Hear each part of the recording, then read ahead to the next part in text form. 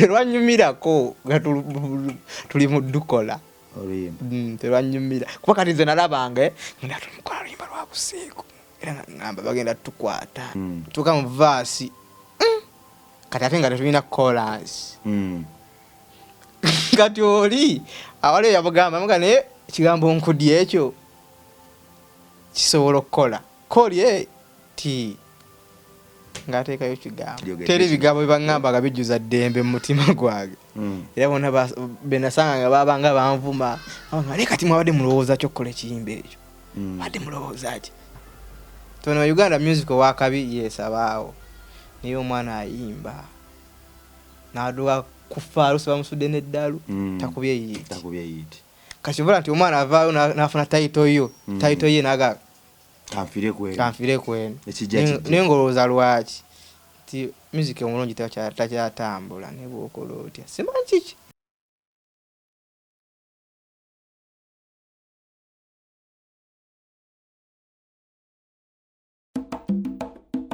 Lenga naffe tugenda kwejjusa olina business yo jolanga oba oli munnabitone muyimbi comedian oba MC lenga content yo wano naffe MR Live tunda content wo mukadde katono obune ebitundu by'eggwanga byonna MR Live where charity begins.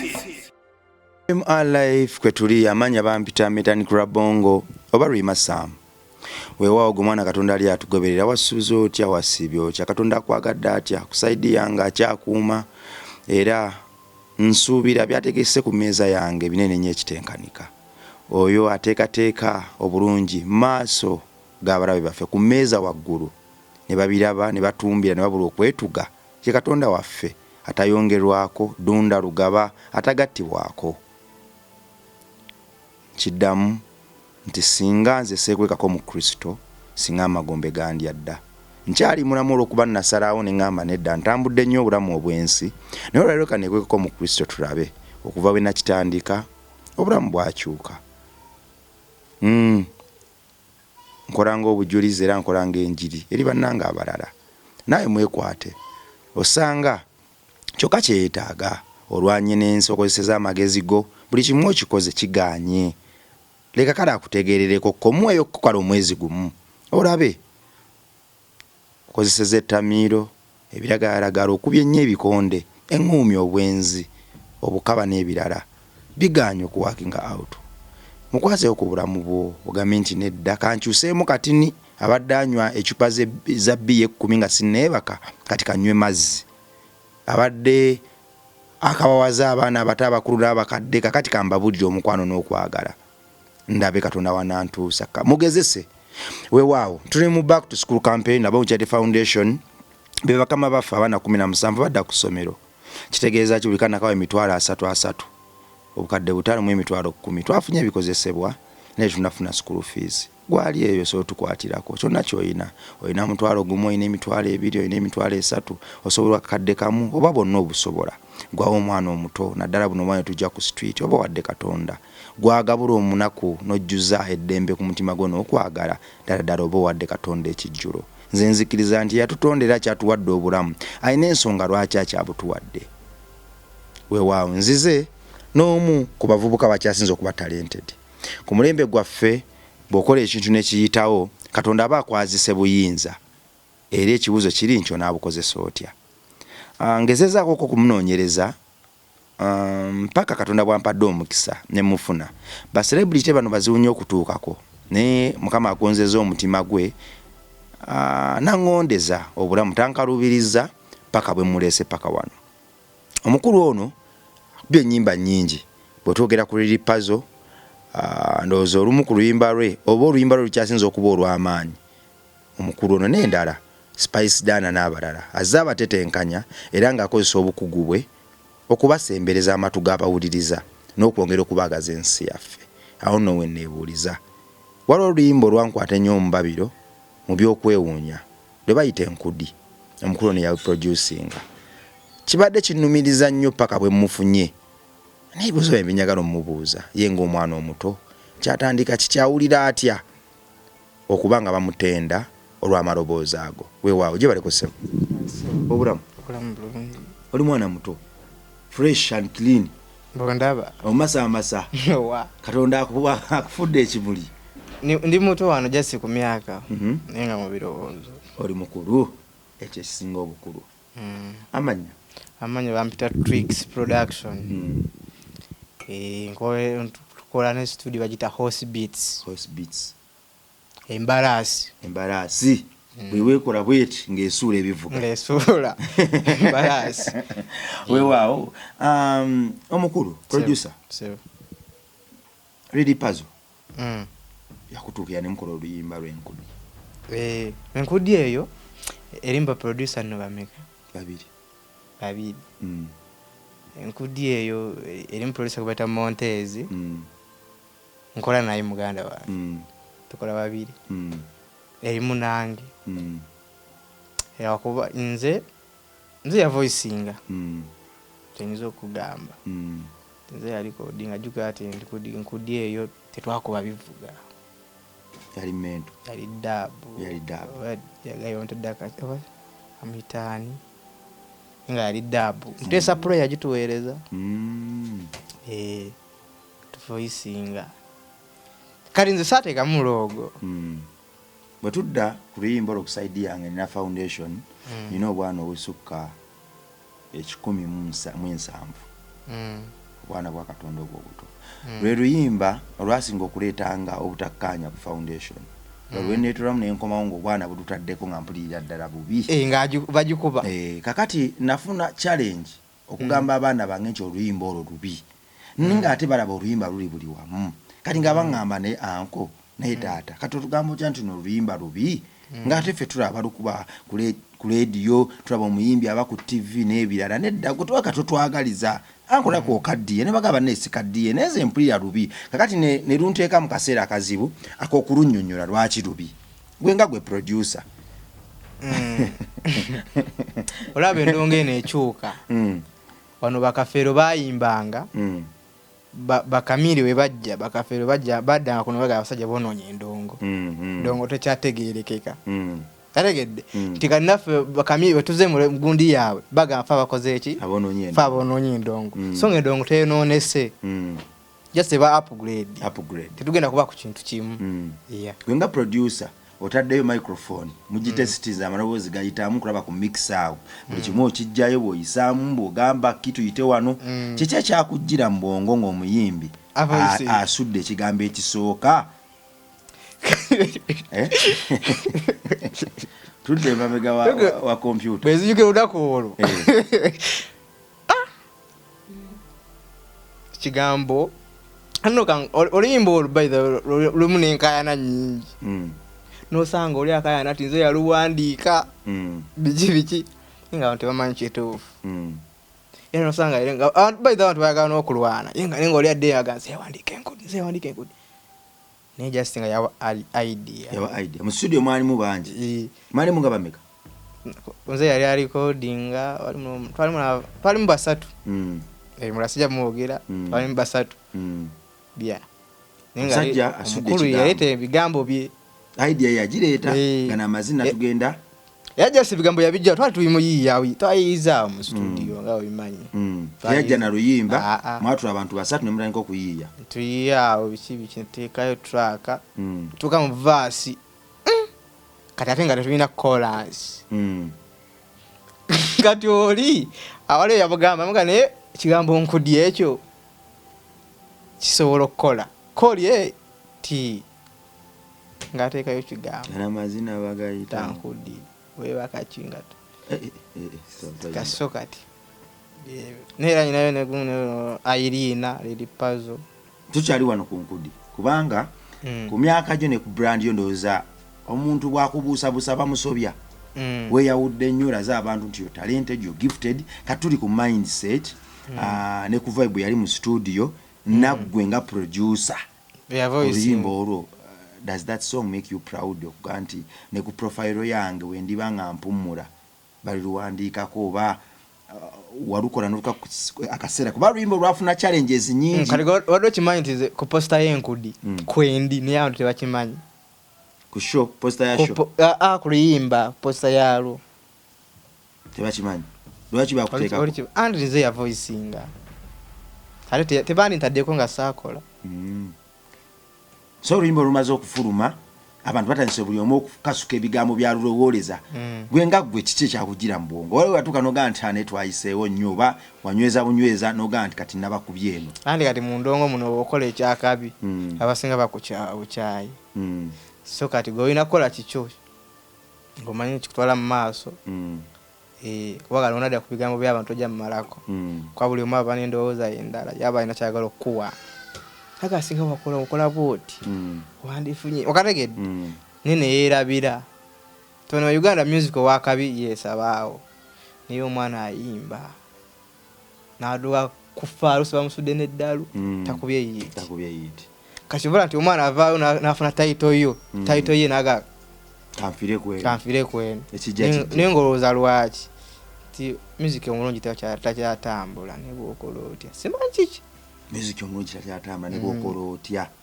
era osanga omwana alina oluyimba nga si lwakabi naye nga jasi ate lulimu bigambo binene gosanga alina views ennene nnyingi osanga alina naye nga olayimba obulungi alina views 2 ekitegeeza bano abantu abayita ku bayimbi akajanja nabo kitandikira gye bali nti lwaki music omulungi mwe temumuwabudde music omulungi mumuyitako buyise nze waliwo akayimba ke nayimbako oyina jana ngamba etandikirwa bongo kati watya wadda muyimba buli owa myoyo neŋŋamba ate bandimanyi oluyimba oluli owa omwoyo luba lulina kyerugatta ku ggwanga lyange newunya nnyo statement eyo kati watya nodda ku nnyimba eziryo so kati buli muntu aba n'endowooza kyeki gye nkugambye music omulungi abantu bakyamumulirirako ddala naye ate ekirungi tekifaanana kino music omulungi mukole ayawukane ku ono naye ofe eyalayo otuuka kale ekiseera ng'okoze naye kati ono music ono waffe wavubuka ono kwaye music osobola okukuba leero n'ofumya leero oluyimba enkya naye obanga hit n'ofunyawo n'essente oba n'okukyukirawo n'obanga gwaliko gwa trendinga naye kyali ku zino nnyimba nnungi era kale jagenda tiktok oba ani owa radio agalina okukazanya ate nga kalungi so kati option abayimbi gye balina yakuddukira wano mu kutaganjula bitabo bya Lucifer kati yo omuyimbi yabalabo bazagamba kitegeeza kati yaba alina endowooza naga kati kankuba ekyo ekiyimba kimu obanga 2 then nzeeko ennungi kansuke nfune breakthrough nyono naye bennonye nzire mu mbayunge kate bazaako ennungi gusanga agudde abantu baagala kubawemula kati abantu wemula omuntu paka kuzirika tomanyi kituufu kye baagala bakitulaze sitaani omulembe guno aguwambye abantu baagala kubawemula bano abakaabya akajanja abateeka emisumaali mu ngalo z'abayimbi ne babakomerera kitandikira ku mmwe mulwaki music omulungi temumwagala lwaki muwa amatu music omubi ate nemumala mugamba tyoyatuwe mudde naye ngaekituufu mukimanyi nti abaana abayimba obulungi obwemu namuwulira nagana naye lwaki watuwemudde ninga owebwemu yasobodde omuwulira bwakasheyalinga nemwana yatuwemudde kawuliremu so omulungi tasobola kusheyalinga kayimba producer olina bazadde bo maama ne tata gye bali olina omwana of course naye zadde sirina naye ngaomwana omuyina abaana bwali okola sound test y'oluyimba olwo omwana yaliwo kuba waliwo wetukola obuyimba nkola ennyimba zange ebisa ebisinga nkuŋŋaanya abaana bange ne bagamba kano kanaakola kano omwana yaliwo omwana wo ng'okola mwana manyi omwana alina okuba logamba Ian kanaakola Steven kanaakola kubanga nze ku saidi yange bwe nkola oluyimba nnyimba zange zonna ezikoze bwe nali nkola ebirangi era nayita abamu ku baana bange nensembera nembimusiiga ebirangi nemugakanakola nti nedda tobaye anko kati yongeramu wano bwe nakola nze kimanyi maama nsabira najali ansabira era nembayita bwe nakola sorry maama era nembayita gwe ku side yo nga producer okola sound check andi nze mwala wange sibeera naye nenga wandiyagadde abeerewo kyakuluma nnyo obutabaawo oba yakuwonya atalina kubaawo tekyetaagisa muwala wange sibeera naye so nga gwe omwana omuto kubanga you star shining inspiring abantu bangi music industry gy'otambuliddemu ebbanga oluyimba ne lwakwata omwaka nga luli ku top ne luyingira naawe obwezi obulala nga lukyalemedde ku top. Okimanyi oluyimba olwo lwasooka ne lugaana nno okukola. Lwatupendetoka emyezi ng'egi nga lugaanye. Kyagaanye. Amusala magezi tukoze lutya? Lwenumba ne lubomola ebyaddala. Enkudi eyo. Oli. Kale ebiseera ebisinga nti kiba kino ngeri kikongeddeko. Kiba kikongeddeko. Mu kubomola kwalwo tetwakuteeka ku pressure nga lukubanja ekiddako. Anti era pressure ebaawo. Naye kati nze nkoze kati banazizaako olwa Spice Diana. Tebolabeera genda okola mpola Mukama yasalawo nakakati kufuuyeko eddusu. Ffe bannabitone bw'oyiye ekintu ne kiyitawo. Waliwo ebiseera ebisinga lw'ogamba nti kino ekiyiseewo kansooke nnywereko ku lino ekkubo. You understand? Bw'oyiye ekintu nga dansolo yayiseewo beats ezikuba titi. Waliwo woogenda ekiseera tukyabye bannabitone bangi n'osooka okubamuko ekyo okumala omwaka nga mulamba oluyimba olwo terwakuwaliriza kati okutandika okugamba nti akati ayimba ebigambo bwe biti nze gwe njagala okukolera kuba bye biyisaawo amangu. Anti Uganda bw'okisusse nnyo bagamba oyo talina creating. Era kiva wali abembi abamubuga oyo akubira mu ngoma emu. Okalegedde kyekyo. Aba atandise bicho kumusika naye kasinga agenda najjako mweno naddako mweno tomanya awatuufu olina kubeera. Oyinza okuba osibye wano eno omuyimbi alina kuyimba byonna kyekikuyisa omuyimbi. Teri muyimbi atagamba ate nze nkuba dansi olwo nkuba kadonka wala oli muyimbi. Omuyimbi ayimba nyimba zonna. Tudeko Lilipaza contacting acha mukwatagana mutane Lilipaza. Lilipazo waliwo gayi yamuyita bamuyita Alphamatic. Alphamatic yamuleeta bambi puzzle oyo nga twogedde ebyamazima. Kati twali tuli awo ekawungeezi puzzle ze kiki atubongako biki kanaga kolayo kigoma. Kati wakola ekigoma mbuuza Montezi oluyimba galuli bulala. Lunyuma nnyo. Ekalijukira twali twakola waawe ennyimba waliwo oluyimba lwa Mukwana Akedi. Kati nga tulinawo olwa Vairota n'ava Peace. Kati nga tulinawo awo kati genda tufuna enkudi.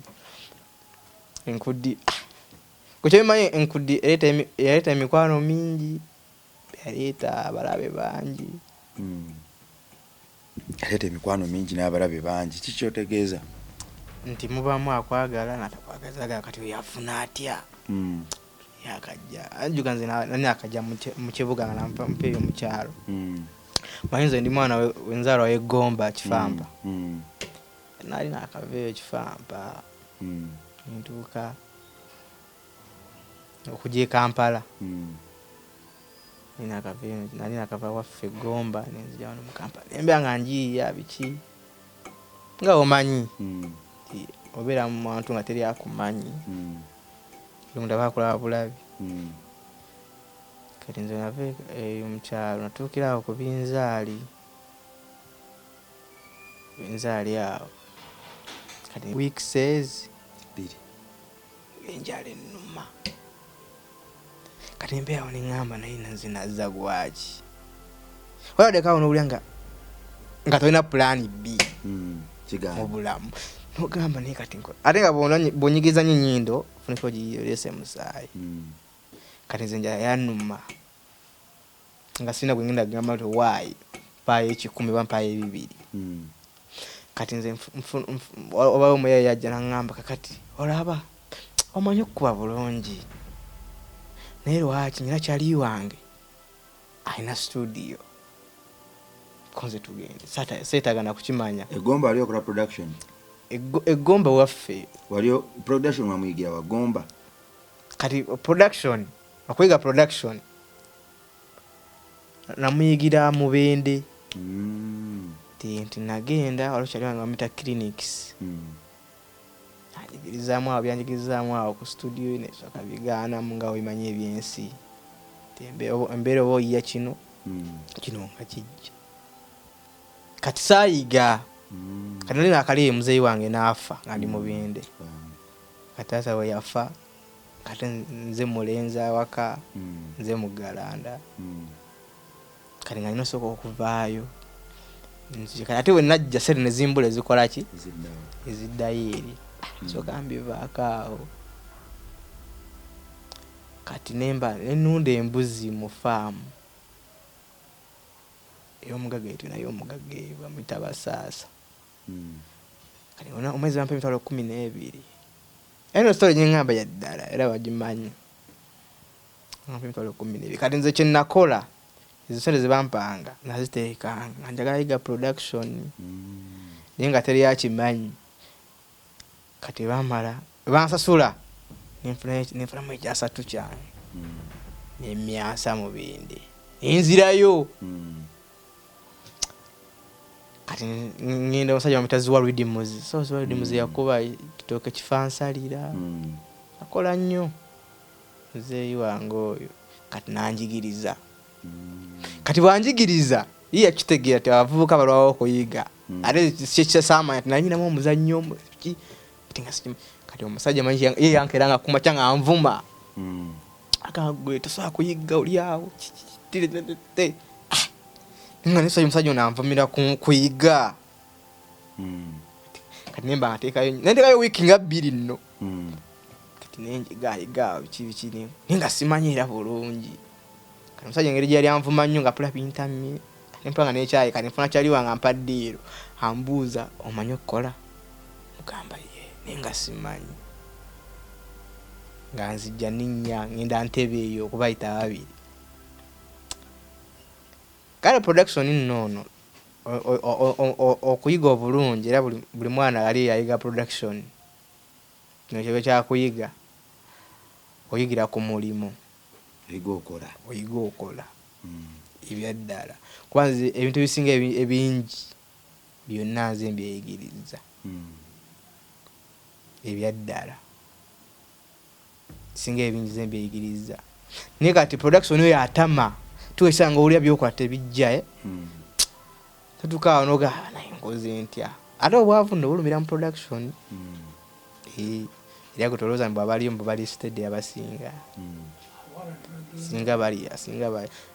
singa balimba production otuuka kati omwana mu production omwana akubira essimu bamuwala omwana ow'obuwala naganja akola akayimba nesina ssente tomumanyi tomulabanga nako niye ayagala kukola akayimba nomugamba naye kati nkukolere kati ate jukati abawala abo balina emize gyabwe bw'omukolera akayimba nakwetega era nawe oli muntu ate erimba nenga agamba niko kimanya ka producer kagala abakazi kakwana kale naye ate nga yakweteze yakubire sinaki sina sene njaga kukola liyimba so kati abawala ate abawala mu production oba stani ababa bajjawa anti kyekikemo kyasinze abawala kyekikemo ebyaddala era osaba omuntu nga talina amu sente nga era abawala gamiga so kati kyekikemo kyake kitifu batugamba stani yali muyimbi kyayeka kituufu ayitaawo natugumba stani yali mu ndongo omuntu agambye nti jjangu tugende tukole wano kuba tuba tuzeeyo eri okunsomesa okumbuliramu engeri gyewayigamu production katukomewo wano ogenze onave mubende bwave mubende nojja eno mu kampani njala ekulumye njala yanumirawo kugundya ku binzaali awo kanyinakyaliwa nga bamuyita gavana Meloni oyo yali avuga boda kati gamanye okunetayo emmere gyagigula nga agigula 200 kati nga ndeeta nga mwana tukisooka olyeko kamere kano mwana kati juga nayize n'obuuma kati nga nyinamu obuufaani kagundi kamonita katini saundi kadiya kati nga mbeera awo ebintabukako ebyaddala kati ninga obazire omukyalo ngamba naye awogo sisobola ndalemerako kati nga ngenda kukama ewa Prince Aizo ngakola ebyaka jago bajaliga ebiri nga nfuna oluyimba olwa Bible King Shiba yaline mukunja ngendikola nenzakola lowemula Simple Kira ndulaba nkoze kati mbosi wa foyo mulabe duka Prince mutomiddeko maiza akolaganye n'abantu bangi naye abasinga ndaba bavaayo bemulugunya simanyi oba lwaki genze wayiza okoze ennyimba 2 ezayitinga zaali 2 tezaali 2 zokka ennyimba zinakolerayo kati nemala nenvayo nga ndabye si watufu ennyo okuba kuba kati nga nange neetagamu kasente ng'omuntu nyina okupangisa ennyumba nyina okwambalamu ng'omuntu tajja kugulira ngoye nga kati nga nendaba ekituufu nze nyina okugwana nezuula kati nenvaayo nga kati era kake kabiweddewo nenvaayo nenze wano kusala okukola ne Montez eripazo abasanga watusanga nga ne Montez abaganja akola ki luyimba kati oli ye Alphamatic yagamba nga liri puzzle naye bakyali bange bako nyaye Montez akuba biki kati yasanga liri puzzle Montez yebazi nga nze ndiwo kalege nga teyaze kola nga sobola kugenda netukola enkudi tasobola kuba chanti nenga sibye ebigambo tasobola kuba mu chanti ndala kati mwezi chanti mutajanga ebigambo okwatula enjatuza mwazo wa chorus verses tasobola verses soka verse tezakanga muko namulazo okuyiya noga sajjanga akwate wazibu sanyu kubanga naye era kyera yagala naye kyeyagala koyo yajira nga naye se baginoonya yakula omutwe noonya pika wano Uganda bwokuba hiite mu bantu n'ogwa tukankolera bakola banga feria kubuluja baga uyaze banaye azotutawanya so kati naye yali aginoonya n'agenda agifuna agitegula olwo ebigambo bitandise okugira ku luyimba ebigambo ne bijja buli kimu nga enkudi kati ffe nga tusirika ajo gaffe tubeere eno tusirika naye nga tuziraba olulaba kusanga ku for you kati awo tudda tuzaake olulala eta naluta abaluta bagenda kunyiiga aluzaako awo ne lukola lwakola nti mukozeeko era awo naye nga talina luyimba lusinze enkudi gwe nga producer bigambo ki byejjukira bye bayogerera oluyimba n'olyanga essanyu likubuganya omutima oba n'olyanga obulumi bukubuganya omutima bye bayogerera mu nkudi kinga kino ekigambo yasuze azina we yasuze kikiri malayo statement ngendo obulamu bwe bunyumirwa omukiri yali yalayira obutasula mu buliri ezula kodi kakati kodi ezo bazoogerako n'owuliranga essanyu likuttola okuba mazisengeka bulungi oba n'owuliranga obulumi bukuttola okuba mazisengeka terwanyumirako nga tuli mu ddukola oluyimba terwanyumira kuba kati nze nalabange nga tumukola luyimba lwa buseeko era nga ngamba bagenda tukwata kitegedde olubalira ku bunkenge era nze nalukola na voice ngaawo era gazi fulira saagala kudi kati yuga lwalukola lwennyini we lwafulumira naku lwalukola lwafulumira lwetwalukola leero kuba yajja kawungeezi twalukola leero twalumala ssaawa nga 4 ez'ekiro ninge lwagenda dukola nga posta ewedde oluyimba netulumasteringa n'aluta producer ekibuuzo tuddemu olembe ekibuuzo kyabadde nti ng'olulungi lwa olumaze ofuluma bigambo ki bafaani oba abantu Ebayogera oluyimba onoowuliranga bijjuze eddembe omutima gwo oba nga bijjuze omutima gw'amaziga nogamba teri bigambo bibangamba nga bijjuza ddembe mu mutima gwange era bona benasanga nga babanga banvuma nga kati mwabadde mulowooza kyokkola ekiyimba ekyo badde mulowooza ki kati nga abamu abantu basinga bakulaba bulala naye nga era tosobola kugana muntu kutwala kulaba nga bw'ayagala. oluyimba olwo lwavaako n'okolwa Spice Diana oba asooka lwa Spice? Olwa Spice nakalukola lulimu kyenkana lulimu oba mwezi kyenkana nga mwezi by the way luno luliko kati mbadde ngamba luno luliko kati lwo akalukola award nalukoze ne secret. Okay, Spice Diana experience eri etyayo River Spice zira chuma nakwade Spice nakola Spice oluyimba nenga simulabanga kati neta manyi mwakola mutya mwakolyanga mu element boda tamanyi yakusinya mani jalo jamanyi odeze twakola ne writer demo ne writer kati wamkwado kya malobozi kati na mwa project yena gende wakawe ba producer banyi nakoze ngakoze no mwimbi nga tamulabangako sawe yadda nsiwe yadda nga tamulabangako ninga yalina logo yo. Okay, experience yo ne liri puzzle nga mukola yali ekya mu studio kuba abantu bamanyi ng'omuntu wakajja bangu omuntu sebo puzzle mulabo yebuuza naga boy kiri kitya kategedde agachi tukole ekyakabi tutekewo omusuwo batekewo musharing ebigambo agamba kiri kitya yogera ekiganyi toyo sosirika tubisuddewo bulungi yogera watukyuseemu kategedde yagamba era nabo bakoze kiri kitya producer Kaspa gy'omuli producer Kaspa